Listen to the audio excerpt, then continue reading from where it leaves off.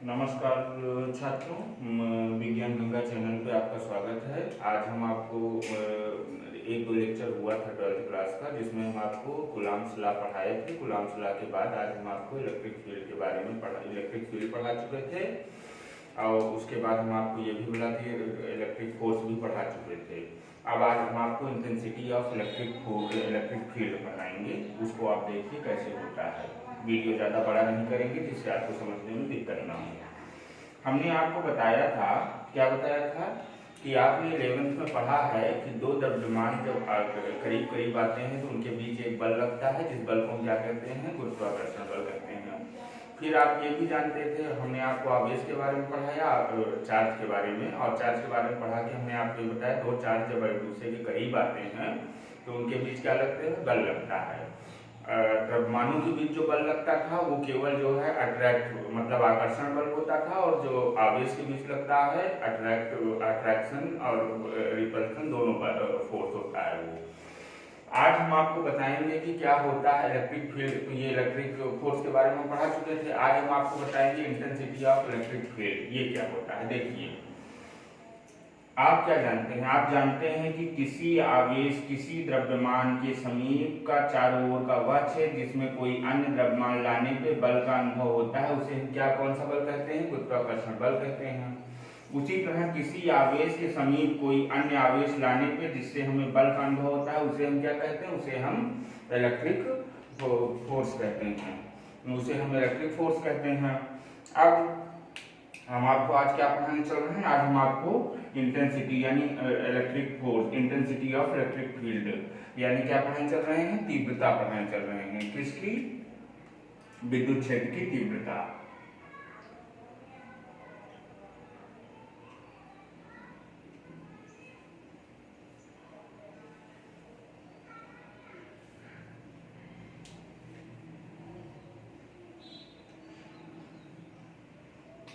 देखिए, किसी electric field, मान लीजिए आपको इलेक्ट्रिक फील्ड वो लिए हैं, इलेक्ट्रिक फील्ड है, इसमें कोई धन परीक्षण आवेश यानी प्लस Q0, इसको इसी तरह डिनोट करते हैं।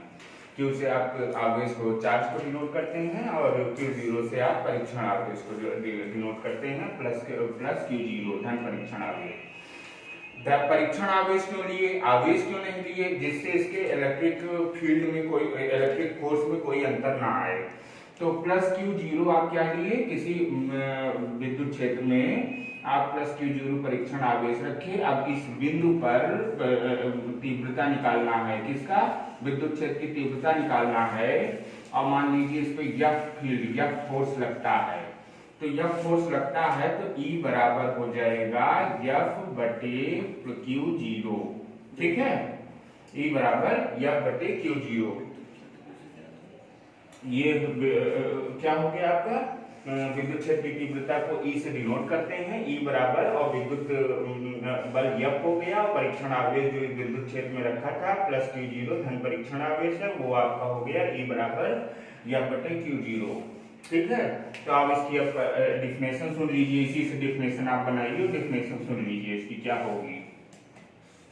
डिफिनेशन देखिए, किसी विद्युत क्षेत्र में चारों ओर का वह क्षेत्र, किसी विद्युत क्षेत्र में चारों ओर का वह क्षेत्र जिसमें जिसके किसी बिंदु पर प्लस Q0 धन परीक्षण आवेश रखा है, उस बिंदु पर लगने वाले बल और परीक्षण आवेश के नियतांक को क्या कहते हैं, विद्युत क्षेत्र की तीव्रता कहते हैं। E बराबर F बटे Q0 इसका फार्मूला हो गया, इसका यूनिट यानी मात्रक हो गया न्यूटन बटे कूलाम, न्यूटन बटे कूलाम, N बटे C, ठीक है। इसका E बराबर F बटे Q0 फार्मूला हो गया, न्यूटन प्रति कूलाम इसकी यूनिट हो गई, मात्रक होता है, या इसको शॉर्ट फॉर्म में N बटे C कहा जाता है। अच्छा, इसमें इसका सदिश राशि आप F क्या जानते हैं, F कौन सी है, वेक्टर क्वांटिटी है कि स्केलर क्वांटिटी है, F आपकी वेक्टर क्वांटिटी है। Q0 मैंने बताया है, Q0 स्केलर क्वांटिटी माना जाता है, चलती है हालांकि धन से ऋण की ओर है, प्लस से माइनस की ओर चलती है, लेकिन जो है इसका जो वो होता है वो ये यूनिट जो है स्केलर नहीं है, वेक्टर नहीं है, स्केलर है। तो यह अगर स्केलर वेक्टर क्वांटिटी है तो ई भी क्या होगी, वेक्टर क्वांटिटी होगी। इसकी दिशा डायरेक्शन इसका क्या होगा, जो एफ की दिशा होगी वही ई की दिशा होगी। ठीक है, जो एफ की दिशा होगी वही ई की दिशा होगी। और आप लोग एक चीज जान लीजिए, ये ध्यान देने योग्य बात है, यही आपकी थ्योरी में वो जरूरत पड़ेगी न्यूमेरिकल में। न्यूमेरिकल ही विशेष इसका महत्व रखता है, न्यूमेरिकल में यही आपको जरूरत पड़ेगी। जब धन परीक्षण आवेश, एकांक धन परीक्षण आवेश के भी बात छोड़ दीजिए, जब धन परीक्षण आवेश होता है तब ई की दिशा वही होती है जो एफ की दिशा होती है, सेम डायरेक्शन। लेकिन जब ये माइनस Q0 हो, यानी कि ऋण आवेश हो, परीक्षण आवेश जो है वो आपका ऋण आवेश हो, तो इन दोनों की दशा, विद्युत क्षेत्र की तीव्रता ई की दशा बल एफ की दिशा के विपरीत होगी। ठीक है, बात समझ गए ना आप? जब प्लस Q0 हो तब ई और एफ की एक दिशा, सेम डायरेक्शन। जब माइनस हो तो ई और एफ की दिशा एक दूसरे के विपरीत, अपोजिट डायरेक्शन। आपको न्यूमेरिकल में काम पड़ेगा, यहाँ आपको ये बात ध्यान दे दीजिए, ये 2 पॉइंट विशेष ध्यान दे दीजिए। पूरी थ्योरी आपकी इसी पर रहेगी और थ्योरी अटक जाएगी अगर आप इसको नहीं ध्यान देंगे। जब धन परीक्षण आवेश प्लस Q0 क्या रहे, जब धन परीक्षण आवेश प्लस Q0 प्लस रहे, यानी कि पॉजिटिव डायरेक्शन पॉजिटिव रहे परीक्षण आवेश, तो ई और एफ की सेम डायरेक्शन। और जब माइनस रहे यानी निगेटिव रहे तो ई और एफ का विपरीत डायरेक्शन यानी अपोजिट डायरेक्शन होगा। ठीक है, इस बात को ध्यान दे दीजिए। आगे देखिए, हमने आपको कूलाम के लॉ में क्या पढ़ाया था, ये ध्यान दिया था आपने? हमने आपको बताया था कि इलेक्ट्रिक फोर्स जो होगा वो होगा K Q1 Q2 बटे R², जहां हमने आपको बताया था कि एक नियतांक है जिसका मान कितना बताया था आपको, याद करिए। अगर आपको नहीं याद हो तो मेरा पुराना वीडियो उठा के देख लीजिएगा। 9 × 10⁻⁹ हाँ। Q1 Q2 क्या था? Q1 Q2 आपका आवेश था जिनके बीच में ये बल लगता था। अब ये प्लस है कि माइनस है, अपोजिट रिपल्सन है कि अट्रैक्शन है, वो अलग बात है। Q1 Q2 दो आवेश था। R क्या था? इन आवेशों के बीच की दूरी थी। R क्या थी? दूरी, डिस्टेंस थी। ठीक है, ये इतना चीज आप जाने थे। उससे आप इसका फार्मूला देखिए। E बराबर हम आपको क्या बताए हैं? F बटे Q0।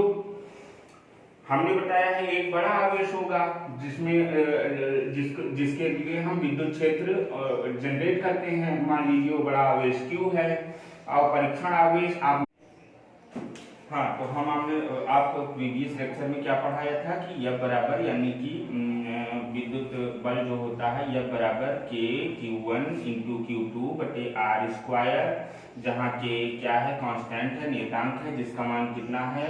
9 × 10⁹ है। Q1 Q2 क्या है? Q1 Q2 दो चार्ज हैं। R क्या है? R इन दोनों चार्जों के बीच की दूरी है, distance between two charge.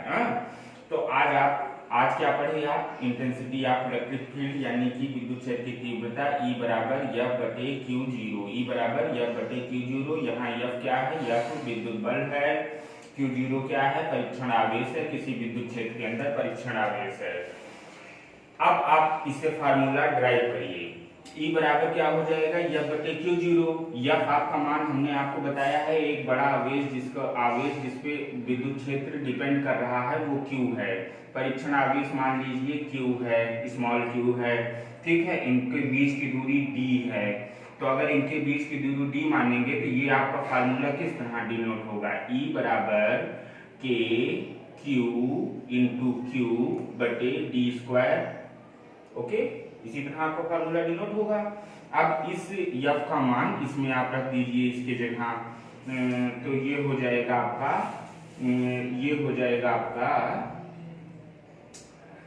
K Q0 बटे D² × Q0 से Q0 क्या हुआ? कैंसिल हो गया। तो E बराबर आपका क्या आ गया? E बराबर आपका आ गया K Q बटे D²। ठीक है, ये आपका दूसरा फार्मूला हो गया इंटेंसिटी ऑफ इलेक्ट्रिक फील्ड निकालने का, जहां Q क्या है? Q जनरेटिंग फील्ड है, जिससे इलेक्ट्रिक फील्ड जनरेट हो रहा है वो जनरेटिंग चार्ज है। ठीक, तो आज आपको अब आपको फिर रिमाइंड कर दे रहे हैं, थ्योरी रिमाइंड कैसे होगी देख लीजिए।